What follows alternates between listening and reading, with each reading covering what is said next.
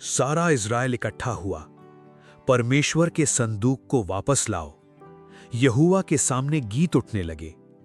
फिर पवित्रता ने उत्सव को रोक दिया, लेकिन आराधना फिर से इज़राइल में लौट आई। पढ़िए पहला इतिहास 13, 14, 15 और 16। दाऊद ने सारे इज़राइल से सलाह की, सेनापतियों, वृद्धों और नेताओं से।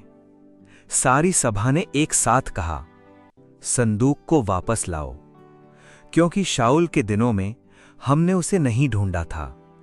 संदूक को एक नए रथ पर रखा गया। रास्ता गीतों से भर गया। वीणा और झांझ गरजने लगे। सारा इज़राइल परमेश्वर के सामने आनंद मना रहा था, अपनी पूरी शक्ति के साथ। तब बैल लड़खड़ा गए। एक हाथ संदूक की तरफ बढ़ा। उत्सव पर सन्नाटा छा गया। परमेश्वर की पवित्रता मनुष्य की प्रवृत्ति से संभाली नहीं जा सकती थी, और दाऊद भय से भर गया। संदूक बना रहा ओबेद एदोम के घर में। 3 महीने बीत गए और यहोवा ने उसके घराने को आशीष दी। महिमा एक साधारण घर पर ठहर गई। दूर देशों से देवदार की लकड़ी आई। कारीगर राज्य को बनाने लगे, पत्थर पर पत्थर, बीम पर बीम। तब दाऊद ने जान लिया कि यहोवा ने उसे इज़राइल पर स्थिर किया है। दाऊद के घर में दिए जलने लगे। एक ज्योति से अनेक ज्योतियां हुईं। यरूशलेम में पुत्र जन्मे। राज्य आगे बढ़ता गया। पलिश्ती घाटी में फैल गए। लेकिन दाऊद ने पहले कदम नहीं उठाया। उसकी तलवार जमीन पर रही और उसके हाथ परमेश्वर की ओर उठ गए। क्या मैं चढ़ाई करूं? तब परमेश्वर टूट पड़ा, जैसे बाढ़ का पानी। शत्रु बिखर गए। उनके देवता पानी में गिर पड़े। झूठे देव बहा दिए गए। फिर शत्रु आगे बढ़े।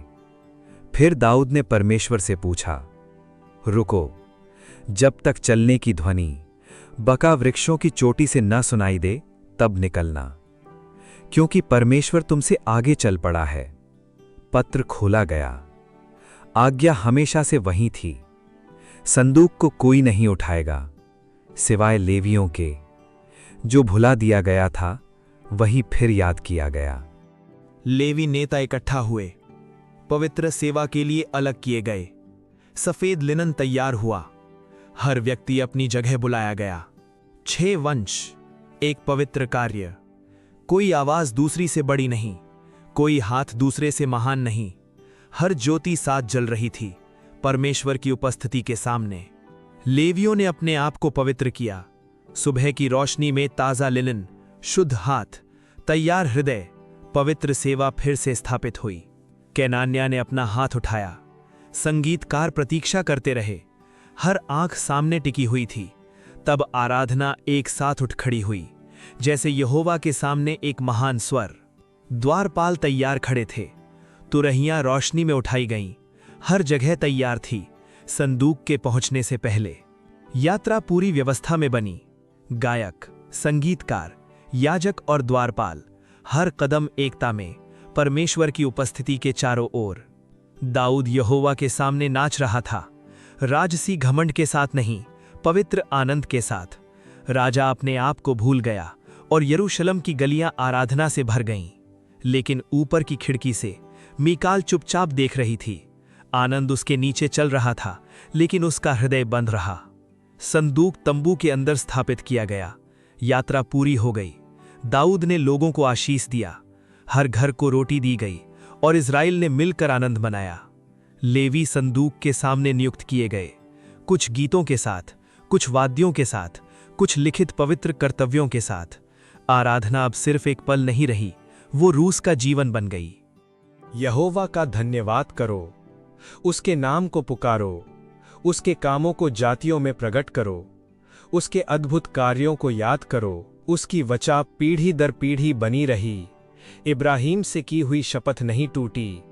वचन बना रहा, चाहे राज्य उठते और गिरते रहें, वे देश से देश भटकते रहे, गिनती में बहुत कम, पराए देश में अजनबी, फिर भी अदृश्य सुरक्षा उनके चारों ओर थी। कोई राजा उन्हें छू नहीं सका। सारी पृथ्वी यहोवा का गीत गाओ, दिन प्रतिदिन उसके उद्धार का घोषणा करो। जातियों के बीच उसकी महिमा बताओ, सब लोगों में उसके अद्भुत काम सुनाओ। यहोवा को दो महिमा और शक्ति, जातियों ने अपने झंडे झुका दिए। हर सिंहासन से ऊंचे सिंहासन के सामने आकाश आनंद करे। पृथ्वी मगन हो, समुद्र गरजे, वृक्ष आनंद से गाएं। सारी सृष्टि ने मिलकर उत्तर दिया, यहोवा का धन्यवाद करो, क्योंकि वह भला है, उसकी करुणा सदा बनी रहती है।